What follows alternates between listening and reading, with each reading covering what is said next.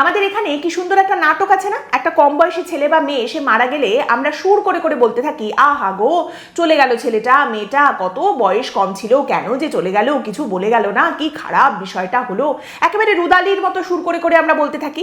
আবার এই আমরাই বলি যখন একটা ছেলে বা মেয়ে নিজেকে শেষ করে দেয়, দেখেছো তো কিরকম কাপুরুষের মতো চলে গেল, জীবনের সঙ্গে লড়তে পারলো না এই বয়সেও, কাপুরুষ কোথাকার। আমরাই হচ্ছে সেই 4 অক্ষরের জীবজন্তু যারা কোটা, যেখানে বাচ্চারা পড়াশোনা করতে যায় সেখানে পাখায় স্প্রিং লাগাই, বারান্দায় জালি লাগাই, যাতে বাচ্চারা পাখার সঙ্গে একটা দড়ি দিয়ে বা বারান্দা থেকে ঝাঁপ দিয়ে কিছু করে না ফেলে। আবার সেই আমরাই হাসি যখন নিট স্ক্যামের জন্য নিজের জীবন শেষ করে দেওয়া মেয়েটার বাবা বিচার চান। আমরা বলি, উফ দেখেছো কত বড় দালাল, একটা সব থেকে বড় দালাল এটা। তাহলে প্রশ্নটা হলো, এবার কি সময় এসেছে কিছু বলার, নাকি এখনো চুপ চুপ চুপ চুপ? দেখুন, অঙ্কটা খুব সোজা হওয়ার কথা ছিল। একদিকে একজন মন্ত্রী যার হাতে ছাত্রদের জীবন, ছাত্রদের ভবিষ্যৎ ভেঙে চুরমার হয়েছে বারবার, আরেকদিকে ছাত্ররা। এই দুটোর মধ্যে কোন দিকে আমরা বসবো সেটা ঠিক ছিল, কিন্তু আমরা কোথায় গুলিয়ে ফেললাম? আমরা প্রশ্ন করে ফেললাম, ধর্ষক ধর্ষণ করেছে তো ঠিক আছে, কিন্তু মেয়েটার জামা কাপড় কি ঠিক ছিল? মেয়েটার চরিত্র ঠিক ছিল? মেয়েটা বেশি ছুকছুক করতো না তো? আজকালকার মেয়েরাও কি আর ঠিক? আমরা কোন দিকে গুলিয়ে ফেললাম? একটা ছেলের বাবা মারা গেছে, সে চুপচাপ বসে রয়েছে, আমরা প্রশ্ন করলাম সে কাঁদছে না কেন? আরে বাবা মারা গেছে তারপরেও চোখে জল নেই, তার মানে তো মনে মনে চেয়েছিল বাবাটা মরে যাক, এইবার সম্পত্তি নিয়ে লুটে পুটে খাবে।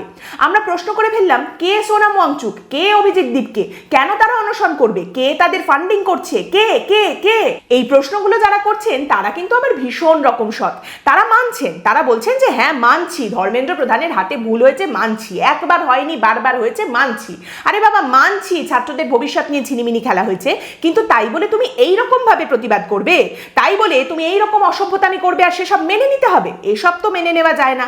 মানে বিষয়টা হচ্ছে, আপনি যার বিরুদ্ধে প্রতিবাদ করছেন সে আপনাকে বলে দেবে, শিখিয়ে দেবে যে প্রতিবাদটা ঠিক কিভাবে করতে হবে, কিভাবে করলে প্রতিবাদটা ঠিক হবে। ঠিক যেমন ইংরেজরা শিখিয়ে দিত কি করতে হবে, কি বলতে হবে।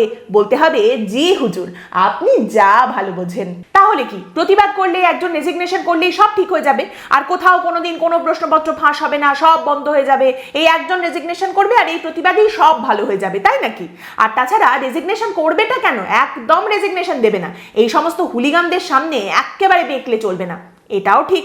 আমি তো বলি, কি লাভ আছে এত দুর্নীতি দুর্নীতি করে, হবেটা কি? যেখানে সিবিআই আরজি করের মতো ঘটনাতেও খাবে। তাহলে বিষয়টা কি? বিষয়টা যদি আপনি বোঝেন তাহলে এটা হচ্ছে, it is about setting up principal.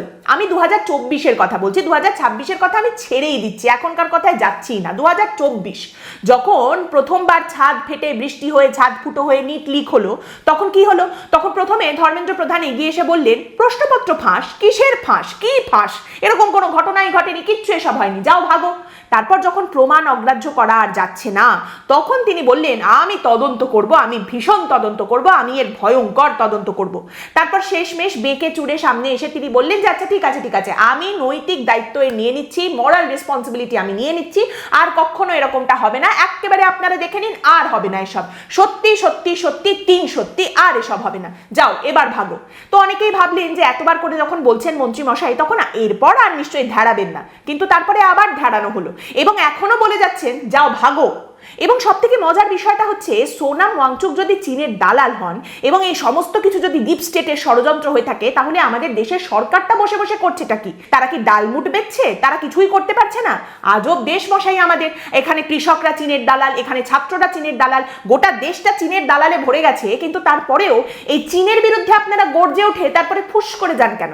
চীনের প্রধানমন্ত্রীর সঙ্গে বসে বসে দোল খান কেন? এই সেপ্টেম্বর মাসে আবার আসবেন তিনি, তখন তো আবার বসে ফুচকা খাওয়াবেন, তাকে কোলে বসিয়ে আলু কাবলি খাওয়াবেন কেন? যদি চীনের দালালরা এত কিছু করে থাকে আমাদের দেশে।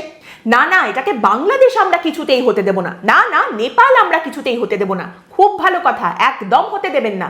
তাহলে অ্যাকাউন্টেবিলিটি নিন, দায়িত্ব নিন, এবং তাহলে যে দোষ করেছে তাকে জাস্ট সরিয়ে দিন। সেইটুকু করতে আপনারা তো হাত পা কেঁপে যাচ্ছে কেন? সুষমা স্বরাজ বলে একজন ছিলেন, আপনাদের মনে আছে নিশ্চয়ই, তিনি সংসদে দাঁড়িয়ে একবার একটা কবিতা বলেছিলেন, যার বাংলা তর্জমা করলে বিষয়টা এরকম দাঁড়ায় যে তুমি এদিক ওদিকের গল্প আমাকে দিও না, তুমি তোমার কথা আমাকে বলো, এদিক ওদিকের গল্প আমি শুনতে চাই না, তুমি তোমার জবাবদিহি আমার সামনে রাখো, তুমি তোমার কাজটা করছো না কেন সেই উত্তরটুকু আমাকে দাও। এইখানে যে বিষয়টা করা হচ্ছে সেটা হচ্ছে give the dog a bad name and then hang him. মানে প্রথমে বলে দাও যে এ হচ্ছে চোর, তারপরে একে তুমি খানিকটা পিটিয়ে দাও, গায়ের জামা কাপড় খুলে নাও, পিটিয়ে দাও, চোর বলো, একে বলো তুই চোর, তোর গোষ্ঠী চোর, তোর বাবা মা চোর, এবং তারপরে বলো যে একে চোর যখন আমি বলেই দিয়েছি তখন আর চোরকে ঠ্যাঙাতে অসুবিধা কোথায়, চোরকে পেটাতে অসুবিধা কোথায়, ব্যাস তারপর পিটিয়ে ঠেঙিয়ে বেরিয়ে যাও। তারপর এসে বলো যে আরে কোথাও কিছু হচ্ছে নাকি, কই আমি তো কিছু শুনিনি, ধুর আমি শুনিনি, কোথাও কিচ্ছু হচ্ছে না। এবং এমন বেহায়া সমাজ আমরা একটা তৈরি করেছি যেখানে আমাদের বাড়ির ছেলেমেয়েরা, আমাদের পরবর্তী প্রজন্ম, আমাদের দেশের ছাত্রছাত্রী, তাদের মারা হচ্ছে, পুলিশ তাদের মারছে, বেধড়ক তাদের পেটানো হচ্ছে, কিন্তু সেগুলো দেখানো যাবে না, কারণ আমাদের সরকার নিয়ম করে দিয়েছে যে ওই রকম হিংস্র ছবি আপনি দেখাতে পারবেন না। বেশি ভায়োলেন্ট ছবি যদি আপনি দেখান সঙ্গে সঙ্গে সাসপেন্ড করে দেওয়া হবে আপনার চ্যানেল। করতে কোনো অসুবিধা নেই, দেখাতে বাধা। এবং সেখানে দেখতে পাওয়া যাচ্ছে টেনে হিচড়ে নিয়ে গিয়ে মারা হচ্ছে, দাঁড়িয়ে রয়েছে তাকে মারা হচ্ছে, একজনকে ফেলে চারজন মিলে মারছে, কাতরাচ্ছে, কোঁকাচ্ছে, তারপরেও তাকে মারা হচ্ছে, কিন্তু সেসব দেখানো যাবে না। মানে ব্যাপারটা হচ্ছে এমন মারবো, এমন ভাবে মারবো যে তুমি দেখাতে পর্যন্ত পারবে না। কিন্তু তারপরেও একটা ছবি আপনাদের দেখাবো, মুখের হাসিটা একটু দেখুন, কি আনন্দ উনি পেয়েছেন, কি আনন্দটাই না পেয়েছেন। এইরকম আনন্দ যেন সবাই পান। উত্তরের স্ট্যান্ডার্ড এখন হয় সজল নয় মোদি। সজল স্ট্যান্ডার্ডটা কি? বিজেপির বিধায়ক সজল ঘোষ তিনি বলছেন আপনারা ছাড়া কোথাও কোনো তাল উত্তাল তাপ উত্তাপ আমি কিচ্ছু দেখিনি। সোনাম ওয়াংচুক একজন বিজ্ঞানী, হয়তো বিজ্ঞানী হিসেবে উনি অনেক নামজাদা লোক, বিরাটভাবে প্রতিষ্ঠিত, সব ঠিক আছে, কোনো সাধারণ মানুষকে পাশে দাঁড়াতে আমি দেখিনি। লাদাখের জন্য আরো অনেকে করেছে, কিন্তু কোনো প্রশ্ন ফাঁস হয়েছে বলে কোনো বিজ্ঞানীর আবিষ্কার যদি এটা হয় যে আমি 15 দিন না খেয়ে থাকলেই প্রশ্ন ফাঁস বন্ধ হয়ে যাবে, বা কোনো মন্ত্রীকে সরিয়ে দিলেই প্রশ্ন ফাঁস বন্ধ হয়ে যাবে, তাহলে জানতে হবে এর পেছনে রাজনীতি আছে। ট্রেন দুর্ঘটনা ঘটলে যখনই কোনো মানুষ, সে আমরাও হতে পারি, আমরা যদি দাবি করি যে রেলমন্ত্রীর পদত্যাগ চাই, জানবেন এটা সাধারণ মানুষের আওয়াজ নয়, এটা কোনো রাজনৈতিক আওয়াজ। সেরকম সোনাম ওয়াংচুক তিনি অনেক বড় বিজ্ঞানী, বিজ্ঞানী বলে যে তিনি রাজনীতি করতে পারবেন না এমন কথা নয়, তিনি যে কাজটা করছেন সেটা রাজনীতি। সজল ঘোষ জিন্দাবাদ, এডুকেশন মিনিস্টারকে সাইড করে নিয়ে রেলমন্ত্রীকে পর্যন্ত বাঁচিয়ে দিচ্ছেন, এই না হলে নেতা, একেবারে গুরুদেব মানুষ।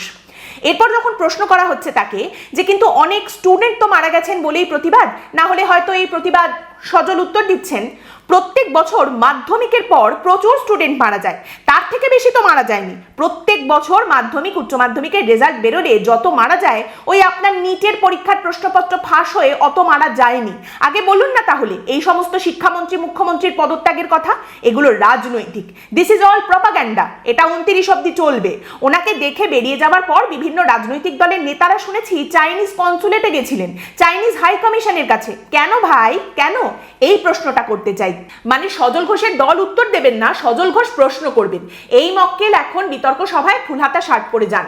আপনি জানেন না সজল ঘোষ, সেই সজল ঘোষ যিনি কংগ্রেস, তৃণমূল কংগ্রেস, বিজেপি সব ঘাটের জল খেয়ে ফেলেছেন, তিনি এত কিছু জানেন আর আপনি জানেন না।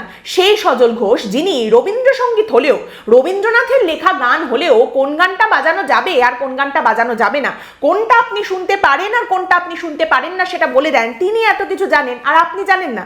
আপনি জানেন না সজল ঘোষের উত্থান কিন্তু ছাত্র রাজনীতি করে। সেই সিটি কলেজ যেটা কলকাতার বিভিন্ন দুর্নীতির আঁতুড়ঘর হয়ে গিয়েছিল, সেইখান থেকে কিন্তু তার উত্থান।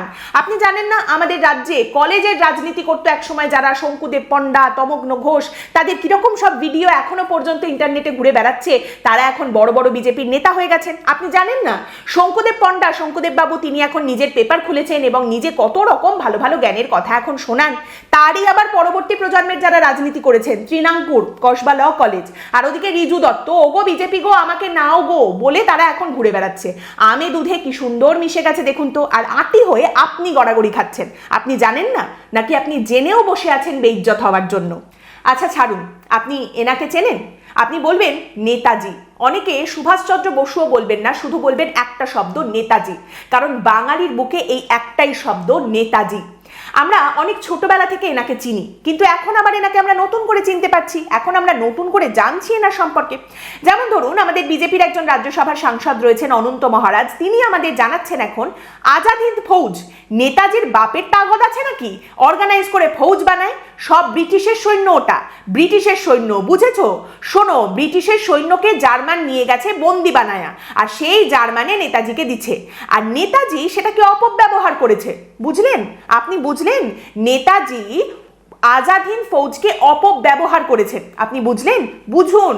এবার এখানে অনেকেই বলতে পারেন, আরে অনন্ত মহারাজ পৌলমী সে কি আর বিজেপি নাকি, ও বিজেপিও ওর কথা কেউ শোনে না। বেশ ঠিক আছে, আমরা বরং আরো একজন অন্য রাজ্যসভার সাংসদের কথায় আসি। তিনি যে কথাটা বলেছেন সেটা নিশ্চয়ই ঠিকই হবে, এবং তার ক্ষেত্রে উনি কি বিজেপি নাকি এটা নিশ্চয়ই বলবেন না আপনারা। বেশ, তো উনি কি বলছেন? উনি বলছেন মোহাম্মদ আলী পার্কে শ্যামাপ্রসাদ মুখার্জি বক্তৃতা করছেন। ফরওয়ার্ড ব্লকের গুন্ডারা শ্যামাপ্রসাদের মাথায় পাথর মেরে তাকে রক্তাক্ত করে দিয়েছিলেন। শ্যামাপ্রসাদের যে জনপ্রিয়তা ছিল, তিনি মঞ্চ থেকে একটু উত্তেজক বিবৃতি দিলে সেদিন ফরওয়ার্ড ব্লকের কেউ জীবিত থাকতো না। কিন্তু শ্যামাপ্রসাদ তাদের শান্ত করে রক্তাক্ত অবস্থায় মাথায় হাত দিয়ে চেপে বলেছিলেন, এর জবাব আপনারা ব্যালটে দেবেন। আচ্ছা, মানে নেতাজির ফরওয়ার্ড ব্লকের গুন্ডারা, তাই তো? আপনি সেটাই বলছেন। আচ্ছা, তাহলে সেটা ভালো ফরওয়ার্ড ব্লক ছিল নাকি খারাপ ফরওয়ার্ড ব্লক? মানে এই পার্থক্যটা তো আবার আপনি খুব ভালো করে বোঝেন। আচ্ছা, এই ঘটনাটার কথা আপনি জানলেন কি করে বলুন তো? কারণ শ্রমিকবাবু এটাও জানিয়েছেন, তিনি বলছেন শ্যামাপ্রসাদ নিজের ডায়েরিতে এ ধরনের ঘটনার বিবরণ লিখে যাননি।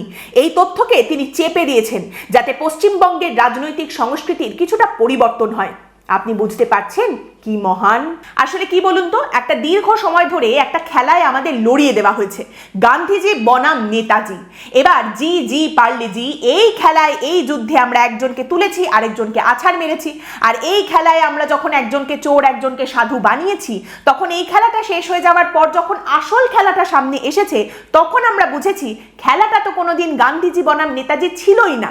খেলাটা ছিল সাভারকার কত ভালো, শ্যামাপ্রসাদ কত ভালো, নাথুরাম গডসে কত ভালো, সেইটা বোঝানোর। আজ থেকে আমার টেবিলের ওপরে নেতাজির এই ছোট্ট মূর্তিটা আমি রাখবো। এই মূর্তি সামনে রেখে সমস্ত কথা হবে, খুব যত্ন করে আমি রাখবো, এবং সেটা আপনাকে দেখানোর জন্য নয়, আমাকে মনে করিয়ে দেওয়ার জন্য, আমাকে এটা বোঝানোর জন্য যে আমি কোন দিকে দাঁড়িয়ে রয়েছি, আমি কোন পথ বেছে নিয়েছি। আজ আমাদের পরম পূজনীয় বিশ্ববরেণ্য প্রধানমন্ত্রী নরেন্দ্র মোদী একটি অমোঘ বাণী সামনে রেখেছেন, এবং তিনি বলছেন প্রশ্নপত্র ফাঁস মহাপাপ, আটকানোর দায়িত্ব নিতে হবে গোটা দেশকে। কেন কেন মশাই? আমরা বলেছিলাম, গোটা দেশ বলেছিল প্রশ্নটা ফাঁস করুন, প্রশ্নপত্র ফাঁস করে দিন, তাহলে আটকানোর দায়িত্ব গোটা দেশকে নিতে হবে কেন? কে করলো ফাঁস? কার হাতে ক্ষমতা রয়েছে? দায়টা কার? কার হাতে ক্ষমতা রয়েছে এটা আটকানোর, এগুলোর জন্য শাস্তি দেওয়ার, পদক্ষেপ নেবার? এসব প্রশ্নগুলো ছেড়ে দিন, এগুলো স্কিপ করে যান। জাস্ট আকাশের দিকে তাকান আর বলতে থাকুন প্রশ্নপত্র ফাঁস মহাপাপ, আটকানোর দায়িত্ব নিতে হবে গোটা দেশকে। আরে জাস্ট চিল, কিচ্ছু ভাববেন না, এক মুঠো খই নিন, তারপর আকাশে ছড়িয়ে দিন, কোনো না কোনো কাজে ঠিক লেগে যাবে। তারই সঙ্গে তিনি বলছেন শিশুদের উস্কানি দেবেন না, তাদের সঠিক পথ দেখান। মানে ব্যাপারটা হচ্ছে শুধরে যাও, এখনো বলছি কিন্তু শুধরে যাও। আচ্ছা, সঠিক পথ কোনটা হবে বলুন তো? মুচলেখা টুচলেখা দিলে সেটা কি সঠিক পথ হবে? দেশকে কে বাঁচাচ্ছে আর দেশকে বেঁচে খাচ্ছে, এটা কে প্রতিবাদ করছে আর কে ক্ষমতায় রয়েছে, সেটা দেখেই পরিষ্কার হয়ে যাওয়া উচিত। আর সেটা দেখেও যদি পরিষ্কার না হয়, তাহলে সেই দেশে তো এইরকমই হবে। দেখুন, মাতালকে ততদিন অবধি কেউ মদ ছাড়াতে পারে না যতদিন না সে নিজে ভাবে যে আমি নেশামুক্ত হব। লজ্জা নয় যে এটা একবার হয়েছে, লজ্জা এটাও নয় যে এটা বারবার হয়েছে, লজ্জা এটাই যে এরপর এটা আবার হবে। কারণ কোনো কনসিকুয়েন্স নেই, কোনো দায়বদ্ধতা নেই, কোনো অ্যাকাউন্টেবিলিটি নেই, কারোর কোনো শাস্তির বিষয় নেই। লজ্জা এটা যে এই দেশের বর্তমান ভবিষ্যতের জন্য কিচ্ছু করতে পারে না, আমরা কিচ্ছু করতে পারি না, শুধু আহা গো খুব খারাপ হলো গো, আহা রে কি হবে এবার, এটুকুই আমরা করতে পারি। আর আনন্দ কুমাররা মরে যায়। কে আনন্দ কুমার? আনন্দ কুমার সেই ছেলে 2024-এ নিজের ব্যাচে যে ইলেকট্রিক্যাল ইঞ্জিনিয়ারিংয়ে প্রথম হয়েছিলেন, যিনি নিজের ব্যাচে প্রথম হয়ে স্বর্ণপদক পেয়েছিলেন। উত্তরপ্রদেশের গভর্নর নিজের হাতে গোল্ড মেডেল পরিয়ে দিয়েছিলেন আনন্দ কুমারের গলায়। আনন্দ কুমার সেই ছেলে, এবং আনন্দ কুমার সেই ছেলে যিনি এই গোল্ড মেডেল পাওয়ার পর 50 বার সরকারি চাকরি পাওয়ার চেষ্টা করে সফল হতে পারেননি। 50 বার ব্যর্থ হয়েছেন তিনি, এবং তারপর একটি চিঠিতে নিজের বাবার কাছে ক্ষমা চেয়ে নিজের জীবনটা শেষ করে দিয়েছেন। সেই ছেলে হচ্ছেন আনন্দ কুমার। এইখানে একবারও কিন্তু এটা ভাবার চেষ্টা করবেন না যে গোল্ড মেডেলিস্ট একটা ছেলে কি করে 50 বার সরকারি চাকরির পরীক্ষা দিয়ে পেল না, এটা কি করে হতে পারে আমাদের দেশে? বরং এটা বলুন যে নিজের ক্ষমতা ছিল না, পারেনি, ফেল করেছে বারবার, সেই কারণে পালিয়ে গেল। কাপুরুষ একটা নিজের জীবন শেষ করে দিয়েছে। একটা 23 বছরের ছেলে নিজের জীবন শেষ করে দেয়, আর 7 বছরের একজন মন্ত্রী নিজের ক্ষমতা, লোভ, পদ এগুলো ছেড়ে দিয়ে ইস্তফা দিতে পারেন না। এই তো চলছে। আজকের পর্ব এখানেই শেষ করছি, ভালো থাকবেন।